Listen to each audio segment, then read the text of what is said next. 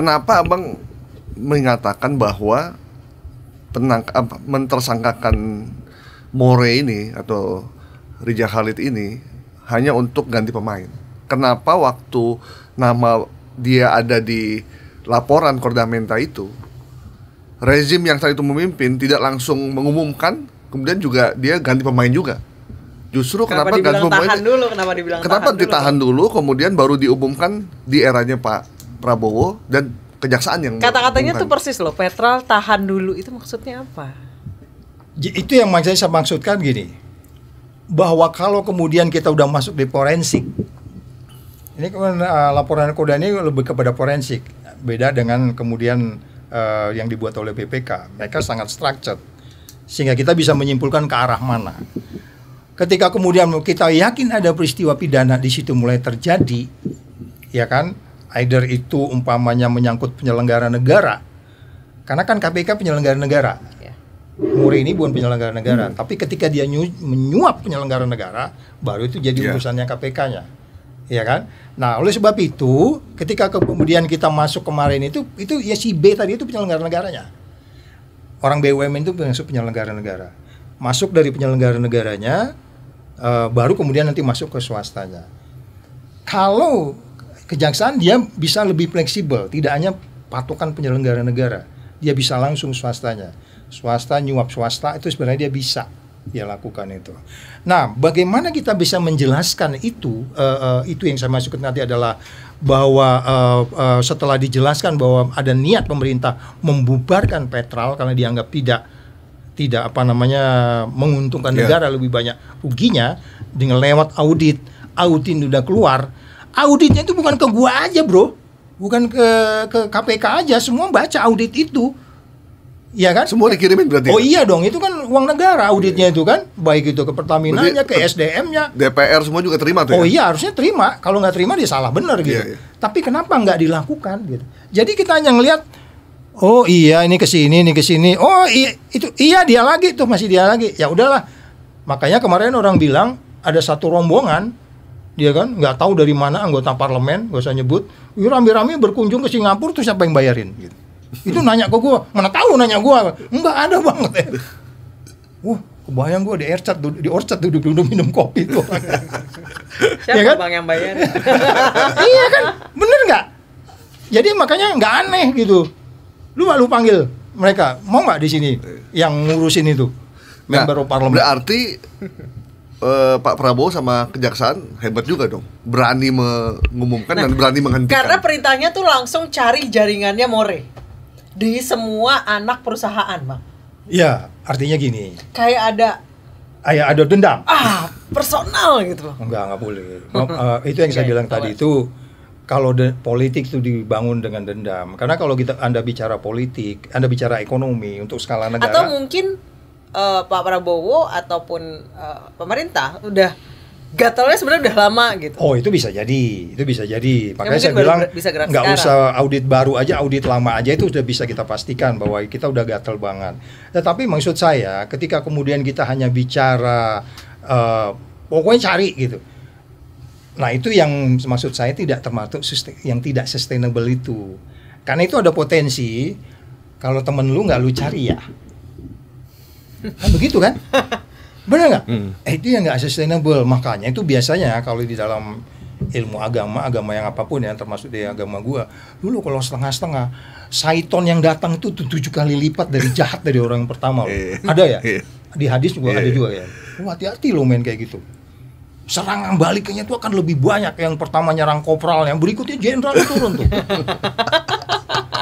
Kalau eksorsisme setengah-setengah ya Bang. Ini walaupun baru masih hari Selasa, ini belum masuk hari Minggu. Tapi kan maksudnya gitu loh.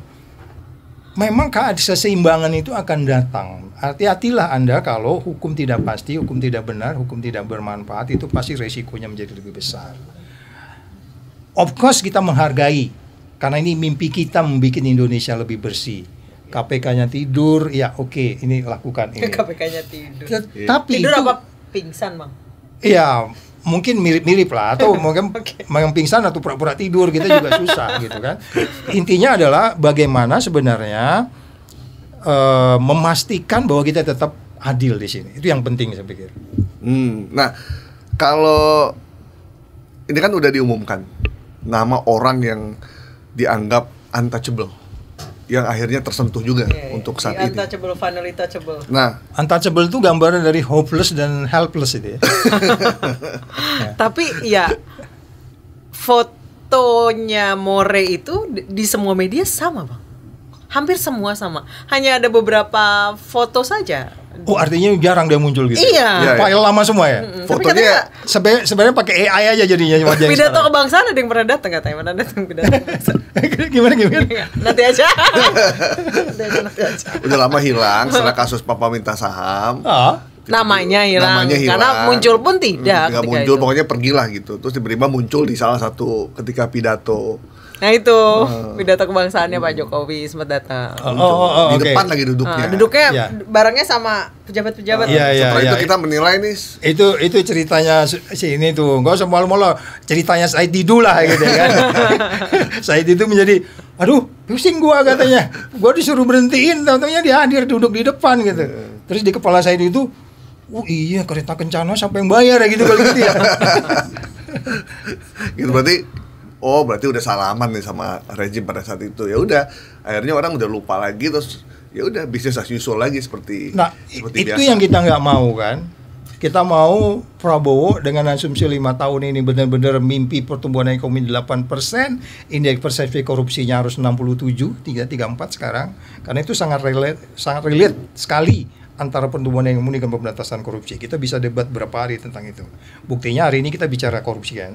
Ekonomi cara persaingan tidak sehat. Tidak memberi kesempatan yang sama kepada orang lain. Iya dong. Anak gua juga yang alumni mana juga pingin bersaing juga gitu kan. Gua saya katakan ini kita gitu kan. Ya diberi kesempatan yang sama gitu. Nah, oleh sebab itu, kalau kita katakan bahwa kenapa definisi pergantian pemain itu menjadi pembicaraan, ya ini memang udah patternnya ini udah sejak awal Republik ini berdiri. Ingat nggak pada tahun 80-an ada seorang di Pertamina yang menyimpan uang di Singapura yang istrinya yang kemudian dicari-cari. Ya. Karena uang itu mau diambil sama anaknya, istrinya bertahan gitu kan. Itu cerita itu ya masih muncul sampai sekarang ini gitu. Gitu, Mbak. Nah, terus kita melihat situasi seperti sekarang. Nama udah diumumkan, tapi orangnya ini adanya di Singapura. Di mana kita nggak tahu. Di mana kita nggak tahu. Ya. Bahkan ada berseliweran di media sosial sudah berganti kewarganegaraan. Akan makin sulit nggak buat kejaksaan untuk memburu? Nah, kasus-kasus kayak begini kan sudah sering terjadi ya. Bagaimana orang yang harusnya ditahan pindah ke luar negeri. Ingat kasus Papua Nugini akhirnya dapat warga negara di sana. Modus-modus itu nggak menutup kemungkinan akan terjadi. Itu yang saya bilang selalu, kalau ada orang dari Afrika nggak jelas tuh bawa uang 500 triliun, kurasa gue lari-lari juga ngurusin KTP gitu. KTP-nya gue bikin, nggak bisa Pak Saud, ini pakai iktp. Kagak, gue pergi ke Pramuka jadi. Gue bikin itu. Gue bikin di Pramuka, gue kasih KTP-nya sama dia. Kemana-mana gue jaga. Wih, mukanya aja beda. Enggak, ini orang Papua ini enak aja lu. Dia sesat di Afrika, dia mau balik lagi. 500 triliun dia bawa nih.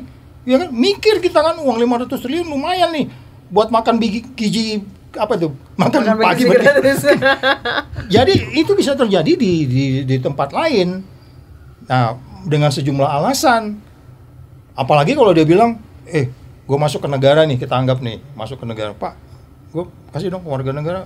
Ini gue bawa nih, gue transfer detik ini juga sekarang gini. Wah, nggak bisa, kita punya hubungan baik. Enggak, Pak. Ini kan Bapak lihat nih ada fotonya nih. Gue pernah biayain dia loh waktu kampanye itu. Benar nggak? Ya. Oh iya, politik nih. Iya, karena gue nggak biayain dia lagi katanya gitu. Kan bisa jadi kayak gitu kan. Dengan sejumlah pembenaran. Itu yang saya bilang, sustainability-nya pemberantasan korupsi itu kan dilihat oleh rakyat. Oh kayak gitu ya. Oh begitu cara ngatasinya ya. Cara mengganti pemainnya itu, ini pemain yang cadangannya bener-bener exercise gak sih? Tapi kalau pemain barunya ternyata bener ya nggak apa-apa, Pak. Oh iya, itu harapan kita, itu doa kita malah Mbak. Ini berdoa nih hari ini pemain barunya itu adalah orang-orang yang sekelas Ronaldo, yang push up-nya lebih banyak, sit up-nya lebih banyak, gitu kan? Larinya lebih cepat gitu ya kan? Bukan karena kemudian Ya udah celinga, ijazahnya palsu, kan susah kita kayak gitu. Jadi Bang, kalau dia ternyata udah punya keluarga negaraan atau punya permanent resident, sulit buat kita untuk memburu yang bersangkutan. Paling tidak menjadi ya itu kan bagaimanapun kan kalau kita bicara konvensi Geneva, setiap negara melindungi warga negaranya dong. Iya dong, malah jadi aneh kalau kecuali kalau dia oposisi di negara itu lu ambil aja kata gitu kan. Iya kan? Itu yang menurut saya itu sangat natural, sangat basic sekali setiap negara melindungi warga negaranya. Contoh yang paling gampang, salah satu IKTP yang kemudian sudah kita ada perjanjian aja dengan Singapura, agak susah kadang kita mengembalikan IKTP yang masih tinggal di Singapura sekarang, yang katanya udah ditahan juga kan. Itu aja susah. Udah jelas itu dia sudah ada kaitannya, sudah ditersangkakan, tinggal ditransfer sebenarnya. Itu aja agak lebih susah karena memang setiap orang, setiap negara ya akan meyakinkan, welcome to my country. Dia bagus di sini, kita lindungi kamu. Dia dengan sejumlah pembenaran dia akan bilang kan bahwa kamu datang ke sini, kami akan melindungi kamu gitu. Jadi bagaimana kita bisa menjelaskan kaitan umpamanya kami akan menegakkan penegakan hukum yang baik, orang lain bilang, ya kamu aja dari World Justice Project dapat 22 nilainya, gimana kamu bilang kamu penegakan hukum baik? Itu kan susah. Itu saya bilang, mulailah kita bicara indeks persepsi korupsi supaya orang percaya dan orang yakin bahwa kamu tidak politiking di dalam penegakan hukum. Nggak ngelihat siapa itu, kamu tutup matanya. Dewi keadilan itu segala macam itu. Itu yang teori-teori seperti itu jangan dianggap itu hanya ya udahlah Pak Saud.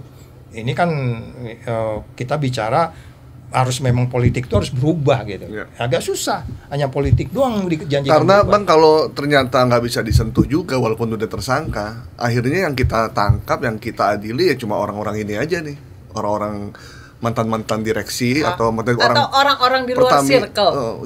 Orang Pertamina yang sebenarnya cuma ngikut aja dengan bisnis as usual. Kalau nggak itu. Bang, yang kami perhatiin ya, orang-orang yang kena adalah orang-orang yang di luar circle atau yang sudah keluar dari circle. Ya, inilah tandanya kita cinta negeri ini. Kita tahu negeri kita kan. Benar nggak? Kita tahu permainan di negeri kita. Ini mau dilanjutkan nggak sih? Mau berhenti nggak sih? Apakah kemudian kalau kita bisa asa citanya Pak Prabowo yang dia teriakkan setiap hari itu bisa dijabarkan oleh semua kita? Gitu? Ya kan? Yang Pak Prabowo udah janji, lu ya kalau korupsi lo, gua taruh di satu pulau dikelilingi oleh hiu lo. Nah sekarang itu anak buahnya Bobby udah disiapin nggak pulaunya? Yang ada ikan hiu itu. Oh dia korupsinya di era Prabowo loh. Kita tagih Pak Prabowo, Pak, Bapak janji loh Pak, mau ngasih pulau di situ, ya kan? Ya gitu, ya siap. Manusia kan dipegang omongannya, ya kan? Ya tapi lagi-lagi kalau pertanyaan kembali lagi bahwa akhirnya kita hanya mengambil yang kecil-kecil, kita zolim tuh namanya. Suatu saat kutukan sumber daya alam itu akan datang ke kita, tinggal menunggu waktu. Jadi sekali lagi, kalau kita katakan bahwa sorry kalau saya harus mengquote omongannya Nursi dalam hal ini, dia bahkan dipecat karena melaporkan apa adanya. Itu yang saya bilang kemarin, orang-orang baik di negeri ini banyak, tapi yang melindungi siapa? Jangan-jangan orang yang 18 ini tadinya orang baik. Kebetulan satu, nggak usah nyebut, salah satu agamanya di gua, dibilang, bang orang itu baik kali, bang aku tahu orang Saya itu. juga kenal sama salah satu direktur pemasarannya. Coba. Orang baik banget. Jadi, terus gimana dong? Kamu harus tanggung jawab loh mbak. Kamu tanggung jawab. Dan terima kasih podcast ini kemudian ditonton orang, itu tanggung jawab kita semua menjaga orang baik tetap baik. Gimana cara jagain orang baik di dalam situasi yang carut marut kayak begitu? Iya, tanggung jawab presidennya. Chaos. Kan presidennya dalam pokok pikirannya begitu dalam pidatonya, iya kan? Jokowi juga orang baik sih dulu. Iya kita tahu semua, makanya kita mencintai dia gitu kan. Tapi kan dari awal waktu masuk gorong-gorong kita udah curiga juga sebenarnya kan. Iya kan? Kita udah curiga sebenarnya. Nggak gitu kali gitu kan. Nggak gitu-gitu amat lah gitu ya kan. Ini mulai diikutin lagi nih satu daerah gitu kan. Udah mulai diikutin lagi gitu. Tapi udahlah, lu kalau udah populisme udah jangan dipercaya gitu. kasih tahu rakyat ya. Kalau populisme udah jangan dipercaya. Siapa namanya KSM ya? Kang Saud Mulyadi. Ini Mas Gaya mah gitu. Tong gitu atuh Saud Mulyadi Pak Malis ya. Pak Mali. Tong. Sistemnya yang sudah carut marut selama puluhan tahun, Bang Saud, bahkan More aja ini pemain lama itu 92 ya Bang? Dari 92 ya? Ya aku ngikutnya mulai 2015 ya. Ya 9 dia mulainya. Iya, tapi dia itu kan pemain sejak zaman Orde Baru bahkan. Iya. Berarti sistemnya orang taunya ya itu korupsi, tadi Bang Saud nyebutin korupsi by needs apa segala macam, sama satu lagi mungkin beberapa orang nggak sadar kalau dia sedang korupsi karena dia kira ya emang emang gitu. Itu filosofi kandang ayam kita kan. Iya. Anda hidup di kandang ayam yang sangat kumuh tadi itu. Anda nggak sadar bahwa sebenarnya Anda udah terkontaminasi. Ini orang wajar-wajar aja gitu. Nggak ada yang bisa me-warning karena bendera merahnya itu. Sebenarnya semua orang sekarang ada di kantornya itu ada bendera merah. Oh, ada. Ada, nggak boleh ketemu orang. Semua ada kode etiknya. Tapi siapa yang mengawasi kode etik ini? Di KPK itu ada kode etik. Bisa jadi pimpinan KPK-nya ketemu, minta duit, menteri diperes sama dia. Itu bendera merah banget. Jadi lagi-lagi, oke, kita harus evolusi menganggapnya, karena pemberantasan korupsi harus naik gitu, bertahap. Tetapi kalau kemudian ini hanya diawali oleh dana partai politik yang mahal, karena rakyat memilih itu harus dibeli, itu yang kita harus hentikan. Itu sebabnya Varietas Demokrasi sudah mengingatkan kita, indeks persepsi korupsi itu lu benahi cara lu menjalankan demokrasi. KPU lu tuh benarin. Ya? Itu kan by definition umur yang nggak cukup itu aja nggak bisa. Umur yang nggak cukup itu nggak bisa. Tapi bisa-bisanya ya kan dibuka jalan, keluarlah yang namanya putusan MK 90 itu. Itu orang ketawa semua gitu. Sehingga itu mah nggak ada urusan sama korupsi Pak Saud. Rakyat kok yang milih, enak aja lo. Dari mana ceritanya lo ngambil duit, ngasih duit ke rakyat? Uang istri lo ambil dari negara, lo mau ngerampok lagi kan gitu. Makanya saya kembali lagi, bagaimana sebenarnya kita bisa menjelaskan kepada rakyat, please tahun mendatang yakinkan bahwa yang lo pilih itu adalah partai politik yang punya potensi rendah di dalam money politik. Kalau udah menawari janji-janji yang tidak rasional, sekian juta pekerja, ini sekian, udah deh, bullshit semuanya.